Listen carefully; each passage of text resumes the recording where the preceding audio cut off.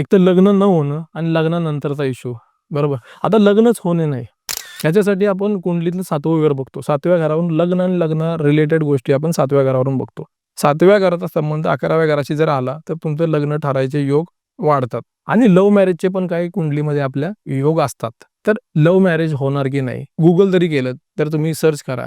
त्याच्यामध्ये आपल्याला दिसून येतं, की लव्ह मॅरेजचे डायव्होर्स वर्षे योग म्हणजे डायव्होर्स जास्त होते as compare to arrange marriage. मग असं काय होतंय? लग्नाच्या आधी तर तुमचं जास्त पटत होतं. ह्याच्याशिवाय राहू शकत नाही, ह्याच्याशिवाय राहू शकत नाही. मग अचानक तुम्हाला असं काय झालं, की त्यांना सोडायची राहून गेली. म्हणजेच काय तुमच्या कुंडलीमध्ये, मुलाच्या कुंडलीमध्ये किंवा मुलीच्या कुंडलीमध्ये किंवा दोघांच्या कुंडलीमध्ये डायव्होर्सचे योग होते. फक्त तुम्ही ते प्रेमामुळे बघितले नाही आणि तुम्ही तुमच्या आयुष्यामध्ये प्रॉब्लेम क्रिएट करून घेतलात. बरोबर. आधी समजा लग्नानंतरचे प्रॉब्लेम्स असतील.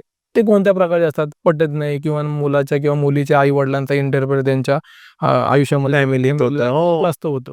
तर हे सुद्धा आपल्याला आयडेंटिफाय आपण करू शकतो. आणि जर समजा एखाद्याचं लग्न झालं असेल, मग आपण त्याला उपाय देतो. त्याची इंटेन्सिटी आपण कमी करतो. काही थोड्या दिवसानंतर ते इश्यू त्यांचे नलिफाय होऊन टोटली क्लोज होऊन जातात. बिफोर मॅरेज सुद्धा आपण ह्या गोष्टी करतो. काही लोकांचे लग्न जमत नाही, काही लोकांचं 7वं घर ॲक्टिव्हच होत नाही. तर 7वं घर आपण ॲक्टिव्ह करतो.